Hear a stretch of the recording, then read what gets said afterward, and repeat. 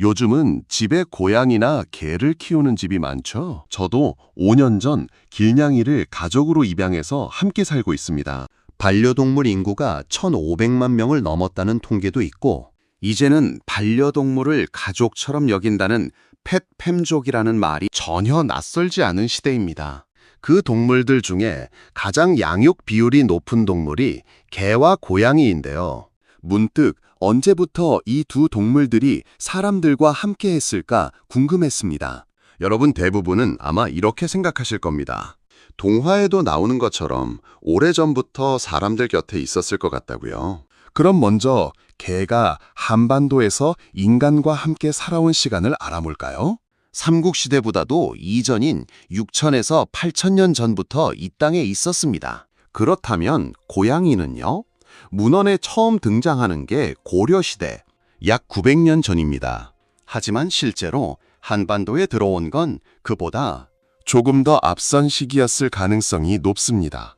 고양이가 처음 이 땅을 밟게 한 인물이 누구인지 궁금하지 않으세요? 바로 통일신라의 장보고입니다. 828년 청해진을 세우고 중국과 일본을 잇는 해상무역을 장악했던 바로 그 장보고 말입니다. 당시 장보고가 중국과 활발하게 교류하던 시기에 고양이도 그 배에 실려 한반도로 들어왔을 거라는 겁니다. 실제로 일본의 고양이가 처음 기록된 건 889년인데 청해진 설치로부터 딱 61년 후입니다. 장보고 선단이 한반도를 거쳐 일본까지 고양이를 전했을 가능성이 있다는 거죠. 같은 집, 같은 소파를 나눠 쓰는 두 동물인데 이 땅에 발을 들인 시간이 이렇게 다릅니다. 그리고 그 시작이 달랐던 만큼 두 동물이 걸어온 역사도 완전히 달랐습니다. 사실 기간으로 보면 훨씬 오래전부터 살았던 개가 고양이보다 더 사람들에게 특별한 관계의 동물이 아닐까 생각이 되실 텐데요.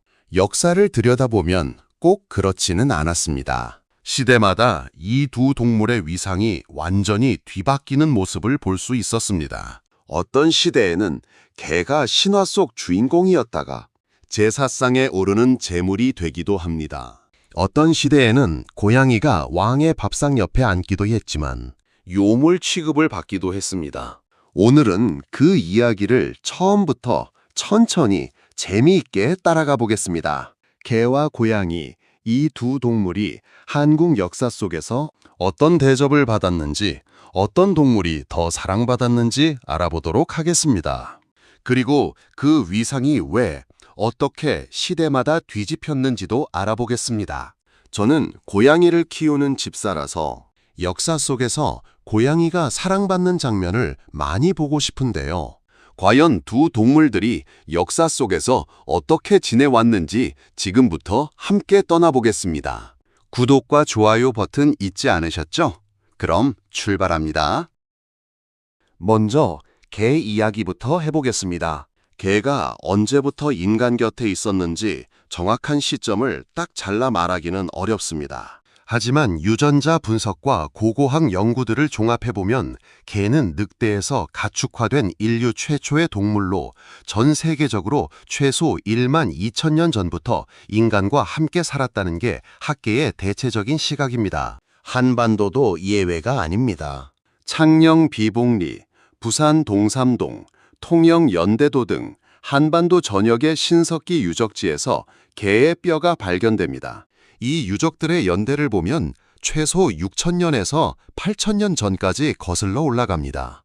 삼국시대가 지금으로부터 약 1300년 전이니 개는 그보다 훨씬 더 오래전부터 이 땅에 있었다는 이야기입니다. 그런데 단순히 오래 살았다는 것 이상의 의미가 있습니다.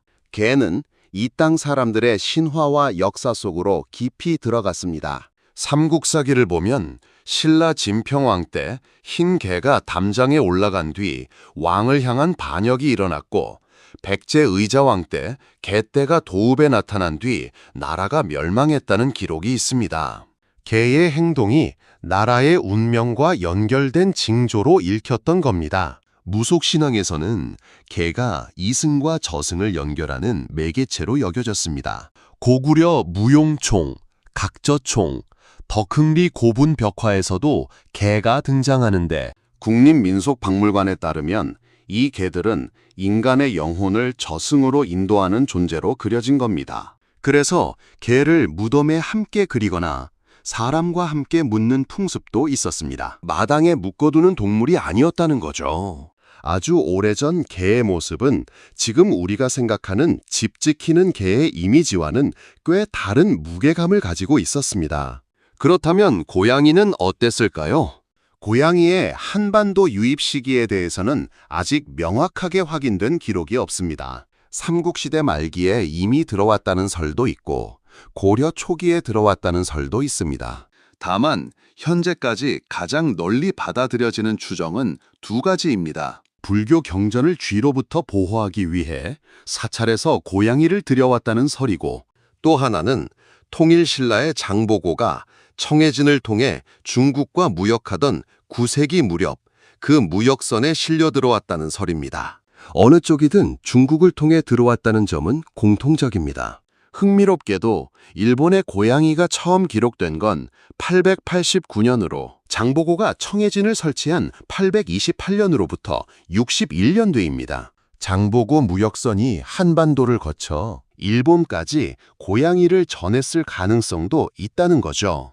불교 경전은 당시 가장 귀한 물건 중 하나였습니다. 지금처럼 인쇄기가 있던 시대가 아니었으니까요.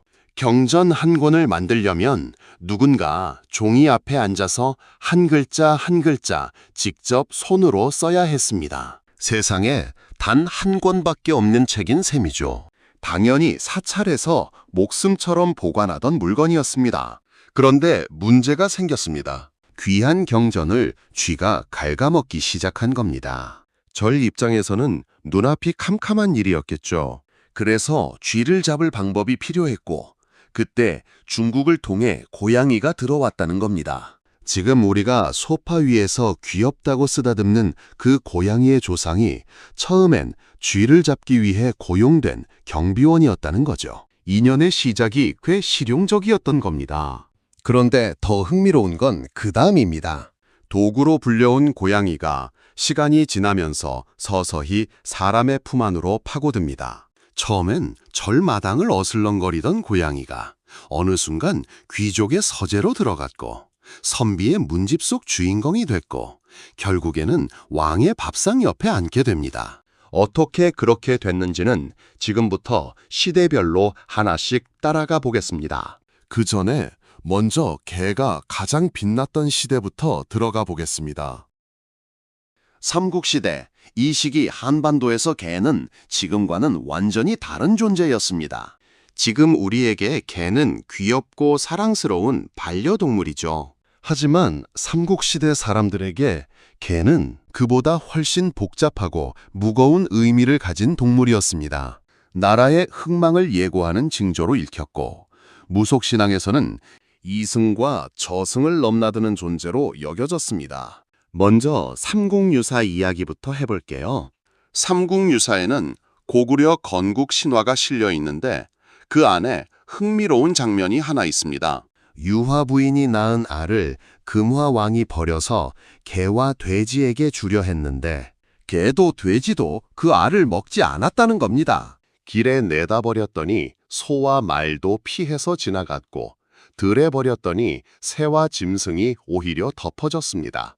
그 알에서 나온 인물이 바로 주몽, 고구려의 시조입니다. 동물들이 신성한 존재를 먼저 알아봤다는 이야기인데, 여기서 개가 단순한 동물이 아니라 신성함을 감지하는 존재로 묘사된다는 해석도 있습니다.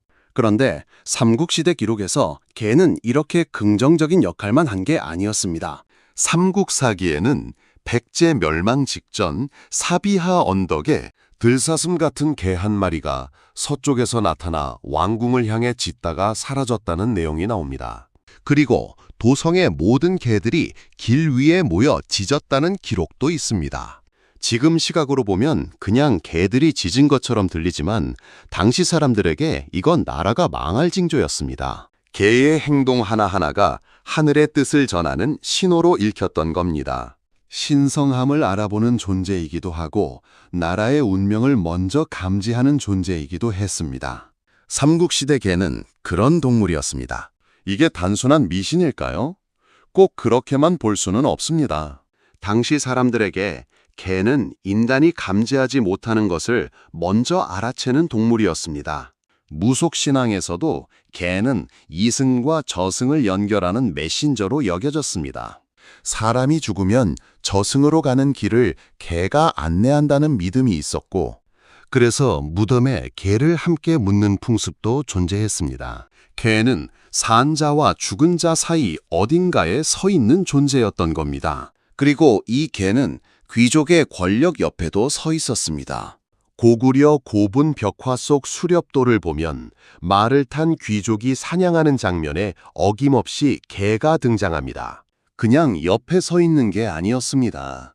사슴을 향해 전력으로 달려가거나 사냥감을 몰아가는 역할을 하고 있습니다. 그림 속 개는 작지 않았습니다. 날렵하고 빠른 사냥개의 모습으로 귀족의 위세를 함께 표현하는 존재로 그려졌습니다. 당시 좋은 사냥개를 가지고 있다는 건 일종의 신분과 부의 상징이기도 했던 겁니다.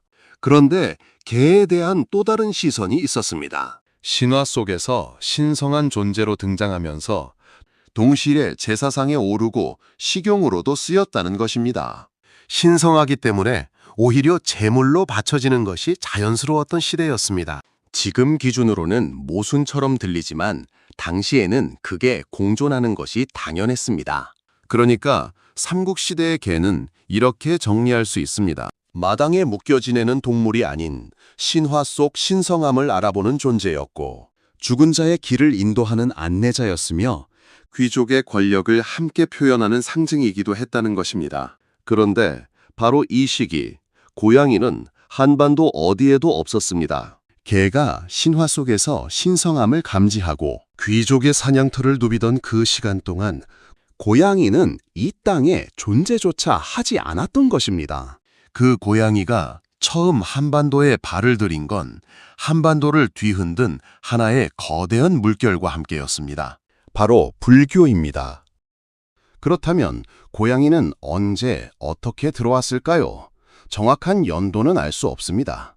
다만 가장 유력한 경로는 바로 불교였습니다. 불교가 한반도에 전해진 건 삼국시대입니다.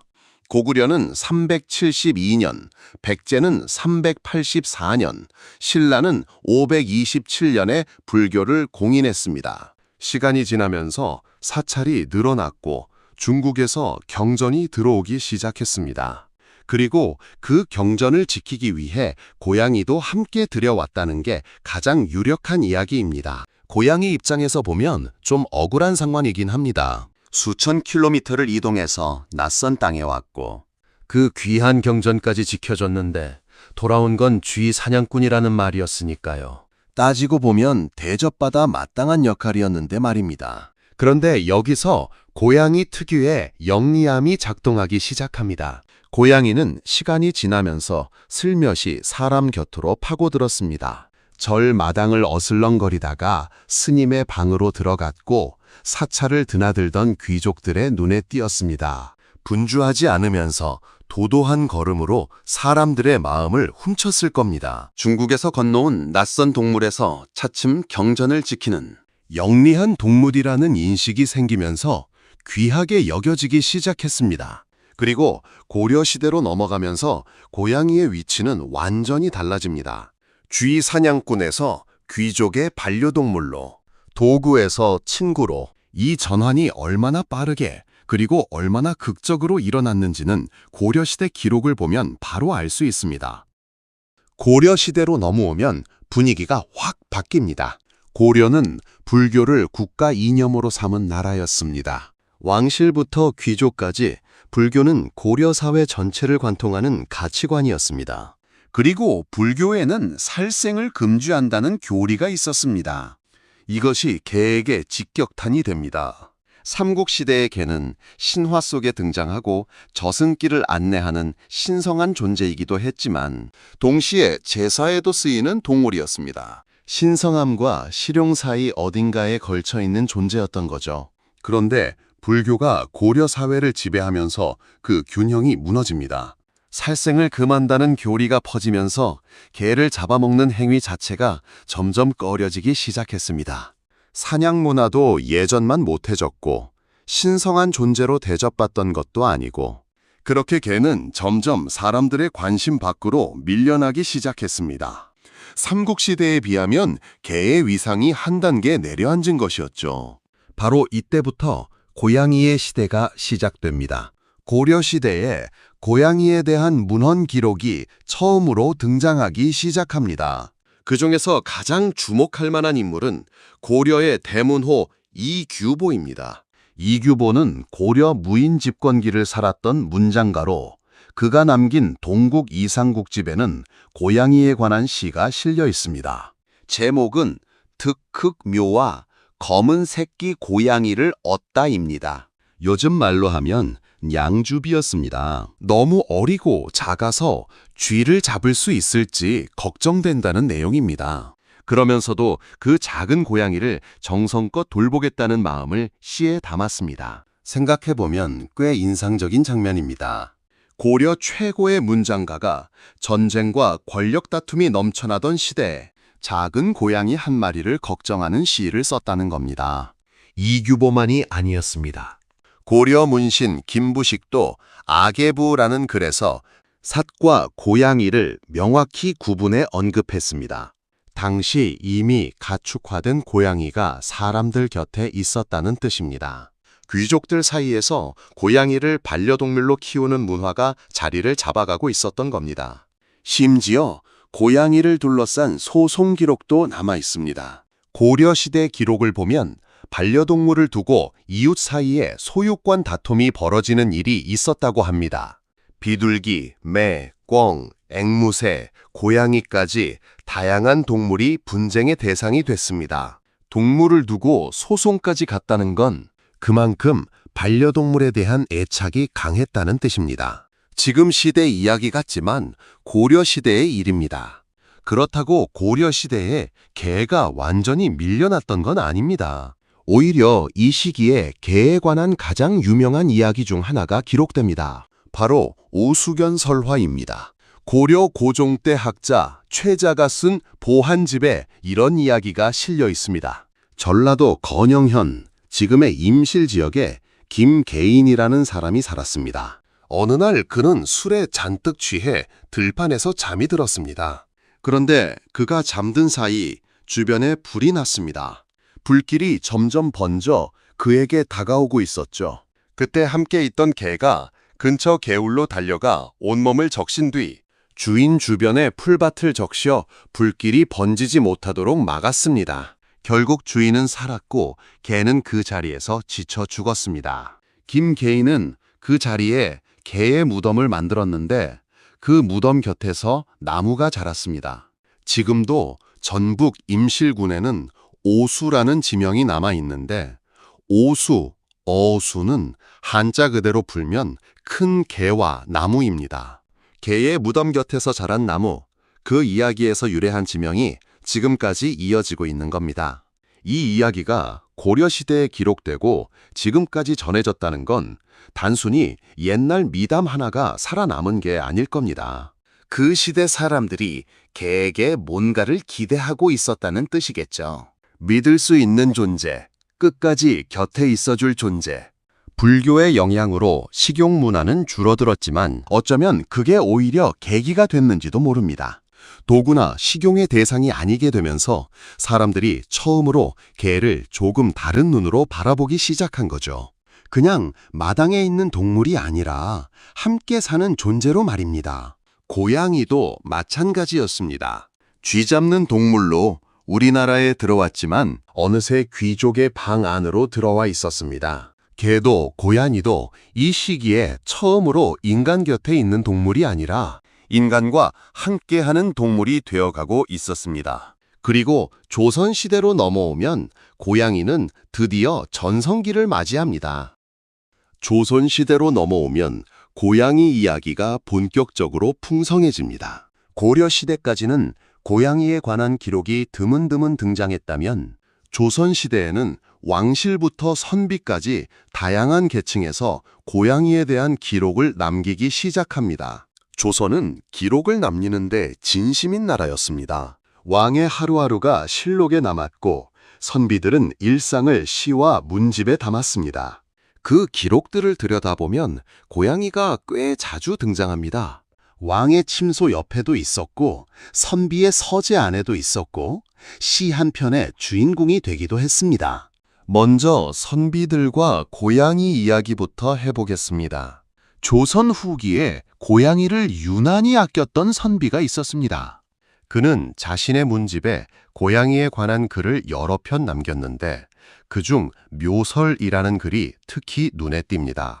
그는 이 글에서 고양이에게는 3가지 덕이 있다고 했습니다. 쥐를 잡아 곡식을 지키고 밤에도 눈이 밝아 집을 지키며 사람을 따르되 아첨하지 않는다는 내용이었습니다. 집에서 기르던 고양이가 죽었을 때 이 글을 썼는데 고양이의 죽음을 애도하며 그 덕을 기록으로 남긴 겁니다. 단순한 동물의 죽음이 아니라 함께 살았던 존재를 보내는 마음이 글 안에 담겨 있었습니다. 그리고 고양이 2마리를 키웠던 선비는 큰 고양이가 먹이를 다 먹지 않고 반드시 작은 고양이에게 남겨줬다는 기록을 남겼습니다. 그러면서 이렇게 썼습니다. 짐승도 이러는데 사람은 어떠한가?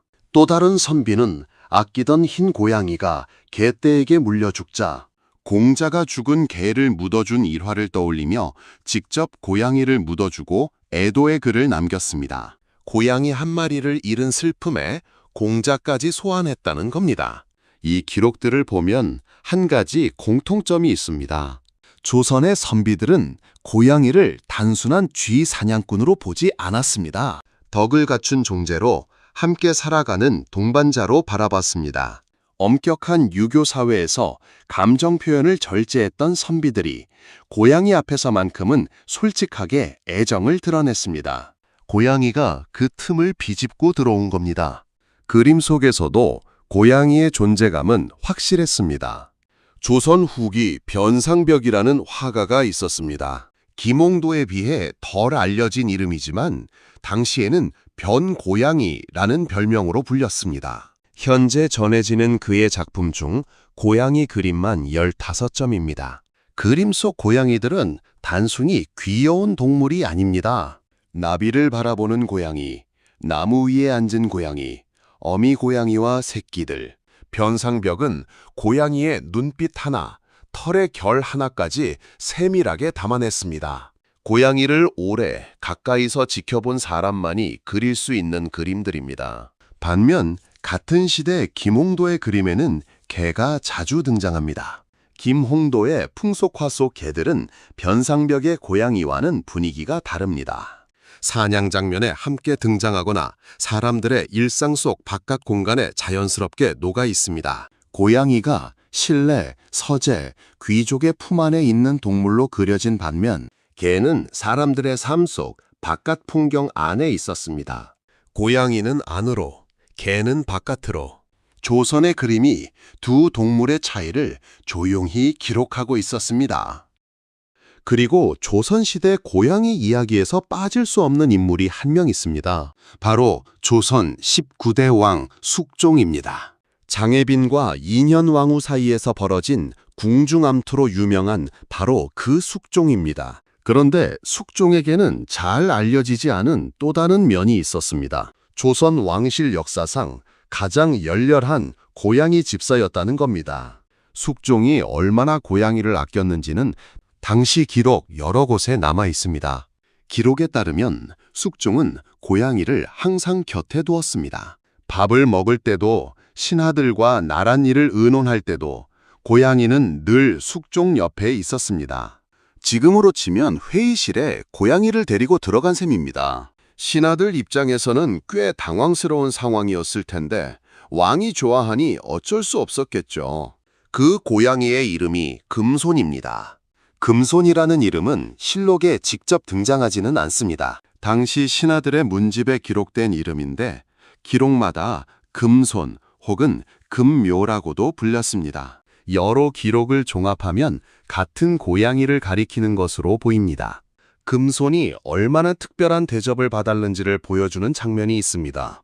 어느 날 금손이 숙종에게 올라갈 고기를 훔쳐먹는 일이 있었습니다. 왕의 수라상에 올릴 음식을 고양이가 먹었으니 궁인들 입장에서는 보통 일이 아니었죠. 결국 금손은 궁 밖으로 쫓겨나고 맙니다. 그런데 이 소식을 들은 대비가 금손을 가엾게 여겨 다시 궁으로 불러들였습니다. 흥미로운 건 금손의 성격입니다. 기록에 따르면 금손은 궁녀들의 손길은 절대 허락하지 않았습니다. 아무리 궁녀들이 다가가도 금손은 몸을 피했습니다. 그런데 숙종이 부르면 쪼르르 달려갔습니다. 철저하게 숙종 한 사람만을 따랐던 겁니다. 고양이가 사람을 선택한다는 말이 있지요. 지금으로 보면 직접 집사를 간택한 셈인데 금손은 왕을 선택했습니다. 숙종이 1720년에 세상을 떠납니다. 금손은 그 뒤로 음식을 먹지 않고 수십 일을 슬피 울다가 결국 숙종의 빈소 주변 계단에서 숨진 채 발견되었습니다. 주인이 없는 세상에서 살기를 포기한 것에 가까웠습니다. 이후 금손은 숙종의 능인 명능 가는 길 옆에 비단에 쌓여 묻혔습니다. 고양이는 원래 독립적인 동물입니다. 개처럼 주인에게 매달리지 않고 자기 방식대로 살아가는 동물이죠. 그런 고양이가 주인을 잃은 뒤 밥을 끊었다는 건 금손과 숙종 사이에 단순한 주인과 동물의 관계를 넘어선 무언가가 있었다는 뜻이 아닐까요? 숙종에게 금손이 위안이었듯 금손에게도 숙종이 그런 존재였을 겁니다. 숙종의 고양이 사랑은 아들 영조에게도 이어졌습니다. 영조실록에는 팔이 아픈 영조에게 어이가 고양이 가죽을 붙이는 민간요법을 권유하는 장면이 나옵니다. 그런데 영조는 이렇게 답했습니다. 내 일찍이 여러 마리의 고양이가 궁궐 담장 사이를 왕래하는 것을 보았는데 차마 그리 할 수 없다. 팔이 아파도 고양이를 해칠 수 없다는 겁니다. 부자가 나란히 소문난 고양이 집사였던 셈입니다. 숙종과 영조 부자가 이렇게 고양이를 아꼈다는 사실은 조선 왕실에서 고양이가 어떤 위치에 있었는지를 단적으로 보여줍니다. 왕이 총애하는 동물이었고 왕의 일상 깊숙이 들어온 존재였습니다. 그런데 바로 이 시기 궁궐 담장 밖 민간에서는 고양이를 전혀 다른 시선으로 바라보고 있었습니다. 왕이 고양이를 총애했습니다. 선비들은 고양이를 위해 시를 썼습니다. 화가는 고양이만 15점을 그렸습니다. 그렇다면 조선의 고양이는 모두에게 사랑받는 존재였을까요? 그렇지 않았습니다. 같은 시대, 같은 땅에서 고양이는 전혀 다른 이름으로 불리고 있었습니다. 바로 요물입니다. 민간에서 고양이는 불길한 동물이었습니다. 밤에 울음소리를 내면 집안에 불운이 온다고 했고 검은 고양이는 불길하게 여겨지기도 했습니다. 고양이가 죽은 사람의 시신을 뛰어넘으면 시신이 일어난다는 이야기도 있었습니다. 지금 들으면 황당하게 들릴 이야기지만 당시 민간에서는 꽤 진지하게 받아들여지던 이야기들이었습니다. 실록에도 이런 시각이 남아 있습니다. 조선 왕조 실록에는 기형 고양이에 관한 기록이 여러 차례 등장합니다. 숙종 4년에는 홍천에서 몸은 하나인데 머리가 둘인 고양이가 태어났다는 기록이 있고 숙종 9년, 10년에도 비슷한 기형 고양이 기록이 나옵니다. 지금 보면 그냥 기형 동물 이야기지만 당시에는 이런 기록이 실록에 올라갔다는 것 자체가 의미심장합니다. 기형 고양이의 탄생을 단순한 자연현상이 아니라 하늘이 보내는 경고로 봤다는 겁니다. 나라에 이변이 생길 징조로 읽은 것이죠. 고양이 가죽을 둘러싼 이야기도 있습니다. 조선시대에는 고양이 가죽을 팔 아픈 데 붙이면 낫는다는 민간요법이 퍼져 있었습니다. 앞서 영조가 어이의 권유를 거절한 바로 그 민간요법입니다. 영조가 거절할 수 있었던 건 왕이었기 때문입니다. 하지만 민간에서는 실제로 이 방법을 쓰는 사람들이 있었습니다. 왕실에서 총애받는 동물이 민간에서는 약재로 쓰이는 동물이기도 했던 겁니다. 이렇게 고양이에 대한 두 가지 시선, 총애와 요물이라는 인식이 동시에 존재했다는 건 사실 고양이라는 동물의 특성 때문이기도 합니다. 고양이는 소리 없이 움직이고 눈동자는 빛에 따라 수시로 변하고 어둠 속에서도 눈이 빛납니다. 낮에는 온순하게 있다가 밤이 되면 혼자 어딘가로 사라지는 동물이기도 하죠. 이런 특성들이 당시 사람들에게는 신비롭게도 두렵게도 보였을 겁니다. 결국 같은 동물이었지만 바라보는 사람이 누구냐에 따라 전혀 다른 존재가 됐습니다. 글을 읽고 쓰는 선비와 왕실에서는 고양이의 독립적이고 영리한 면이 매력으로 다가왔고, 민간에서는 그 알 수 없는 신비로움이 불안과 공포로 이어졌습니다.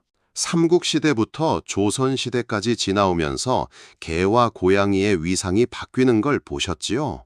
개와 고양이의 위상은 그냥 바뀐 게 아닙니다. 시대마다 사회를 지배하는 큰 흐름이 바뀔 때마다 두 동물의 위상도 함께 바뀌었습니다. 우연이 아니라는 겁니다. 첫 번째 전환점은 불교였습니다.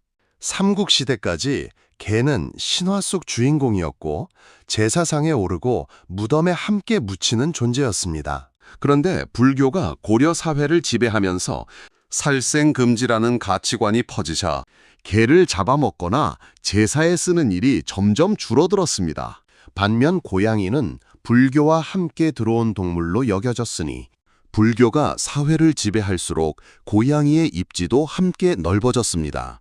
불교라는 하나의 흐름이 두 동물의 운명을 동시에 바꿔놓은 겁니다. 그런데 여기서 한 가지 의문이 생깁니다. 종교 하나가 동물의 위상을 바꿨다. 너무 단순한 설명 아닐까요? 불교만으로는 설명이 부족합니다. 조선은 유교 국가였는데 불교의 영향력이 크게 줄었음에도 고양이의 위상은 오히려 조선에서 더 높아졌으니까요. 그렇다면 두 번째 이유가 있어야 합니다. 두 번째 전환점은 문자 문화였습니다. 조선은 기록의 나라였습니다. 선비들은 글을 쓰고 책을 읽고 서재에서 시간을 보냈습니다. 그 공간에 고양이가 들어온 겁니다. 고양이는 조용합니다. 혼자서도 잘 놉니다. 글 읽는 선비 옆에서 방해하지 않고 곁에 있을 수 있는 동물입니다. 반면 개는 짖고 뛰어다니고 바깥 공간이 어울리는 동물입니다. 선비의 서재라는 공간이 자연스럽게 고양이를 끌어들인 겁니다. 이덕무가 고양이의 3가지 덕을 기록하고 성현이 고양이의 죽음을 애도하고 숙종이 고양이와 함께 나란히를 본 것, 이 모든 게 연결됩니다. 글을 쓰고 생각하는 사람들의 공간에 고양이가 자연스럽게 스며든 겁니다. 세 번째 전환점은 계층이었습니다. 고양이는 처음 한반도에 들어올 때부터 사찰과 귀족의 공간에 있었습니다. 희귀했고 귀했습니다. 그 희귀함 자체가 고양이를 특별하게 만들었습니다. 반면 개는 어디에나 있었습니다. 양반집 마당에도 평민의 집에도 시장 골목에도 개가 있었습니다. 흔히 볼 수 있었던 것이죠. 그 흔함이 역설적으로 개를 당연한 존재로 만들어버렸습니다. 희귀한 것은 귀하게 여겨지고 흔한 것은 당연하게 여겨집니다. 이건 동물에 대한 이야기만이 아닙니다. 어느 시대나 작동하는 인간의 심리입니다. 정리하면 이렇습니다. 불교라는 종교가 첫 번째 전환점을 만들었고, 문자 문화와 선비의 생활 방식이 두 번째 전환점을 만들었고, 희귀함과 계층이라는 사회적 요소가 세 번째 전환점을 만들었습니다. 이 3가지가 겹치면서 고양이는 서서히 위로 올라갔고 개는 상대적으로 밀려났습니다. 하지만 이게 끝이 아니었습니다. 두 동물들의 삶이 한순간에 뒤흔들리는 시대가 옵니다. 100년 전의 이야기입니다. 조선시대까지 개는 위상이 고양이보다 낮아졌어도 여전히 사냥개로, 집 지키는 개로 사람 곁에 있었습니다. 그런데 20세기로 넘어오면서 개에게 역사상 가장 잔혹한 시간이 찾아옵니다. 일제강점기입니다. 1910년 조선을 강제 병합한 일제는 식민 지배를 강화하면서 조선의 모든 것을 통제하기 시작했습니다. 동물도 예외가 아니었습니다. 일제는 이른바 야견 박살령을 내립니다. 야견 박살령은 간단히 말하면 이겁니다. 등록 증표가 없는 개는 누구든 때려 죽여도 된다는 명령이었습니다. 이유는 광견병 예방과 위생 관리였습니다. 당시 광견병은 실제로 심각한 문제였고 매년 수십만 마리의 들개가 살처분되고 있었습니다. 하지만 문제는 등록 증표를 발급받을 여력이 없는 평범한 집에서 키우던 개들이 무차별적으로 도살됐다는 것입니다. 일제 강점기 동안 도살된 개의 수는 기록에 따라 차이가 있지만 확인된 자료만으로도 수십만 마리에 달했습니다. 정확한 숫자를 특정하기는 어렵지만 이 시기에 조선의 토종개들이 대규모로 사라졌다는 건 부정하기 어려운 사실입니다. 삽살개, 동경이, 풍산개로 불리던 토종 견종들이 이 시기를 거치면서 거의 멸종 위기에 처했습니다. 삽살개 이야기를 잠깐 해볼게요. 삽살개는 긴 털이 눈을 덮는 독특한 외모를 가진 우리나라 토종개입니다. 귀신을 쫓는 개라는 뜻을 가지고 있고 신라시대 기록에도 등장할 만큼 오랜 역사를 가진 견종입니다. 그런데 일제강점기를 거치면서 삽살개는 거의 사라질 뻔했습니다. 일제가 군용 모피를 확보하기 위해 털이 긴 개들을 집중적으로 도살했다는 이야기도 있고 야견 박살령의 직격탄을 맞았다는 이야기도 있습니다. 어느 쪽이든 삽살개는 이 시기에 개체수가 극적으로 줄었습니다. 지금 삽살개가 천연기념물로 지정되어 보호받는 이유가 여기에 있다고 생각하니 정말 화가 났습니다. 그런데 여기서 역설적인 이야기가 하나 있습니다. 일제가 조선의 토종개들을 도살하던 바로 그 시기에 딱 한 견종만큼은 오히려 보호를 받았습니다. 바로 진돗개입니다. 1938년 일제는 진돗개를 조선 천연기념물 제53호로 지정합니다. 조선의 토종개를 도살하던 일제가 진돗개만큼은 천연기념물로 지정해서 보호한 겁니다. 왜였을까요? 여러 해석이 있습니다만 가장 설득력 있는 시각은 이겁니다. 1937년 경성제국대학의 모리 교수가 진돗개를 일본 토종개와 같은 뿌리라고 주장하며 조선과 일본이 하나라는 내선 일체의 증거로 활용하자고 조선 총독부에 추천한 겁니다. 조선의 문화와 역사를 보존하려는 의도가 아니었습니다. 철저한 정치적 계산이었습니다. 생각해보면 꽤 씁쓸한 장면입니다. 같은 조선 땅에서 태어난 토종개들이 도살되는 동안 진돗개만은 천연기념물이라는 이름표를 달고 살아남았습니다. 하지만 보호받은 이유가 가치를 인정받아서가 아니라 정치적으로 쓸모가 있어서였다니요. 오랜 시간을 인간 곁에서 살아온 개가 식민지 시대에 이런 방식으로 살아남아야 했습니다. 한반도의 토종개들이 이 시기에 겪은 일은 단순히 동물의 순환사가 아닙니다. 그 시대에 살던 사람들이 겪은 시간과 정확히 겹쳐 있었습니다. 삶의 터전을 빼앗기고 이름을 빼앗기고 존재 자체를 지워야 했던 그 시간 속에 개들도 함께 있었습니다. 일제강점기가 끝나고 6.25 전쟁이 지나고 산업화가 시작됐습니다. 그런데 이 격변의 시간 속에서 조선시대 왕실의 총애를 받던 고양이도 조용히 다른 길을 걸었습니다. 왕실과 사대부 계층이 해체되면서 고양이를 귀하게 여기던 문화적 기반 자체가 사라졌습니다.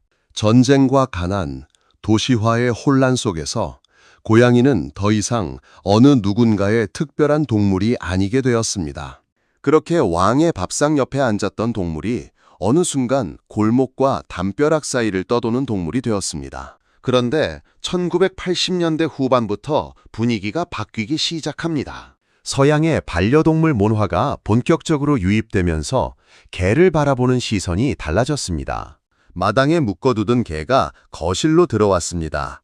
이름이 생겼고 병원에 데려가기 시작했고 가족이라고 부르기 시작했습니다.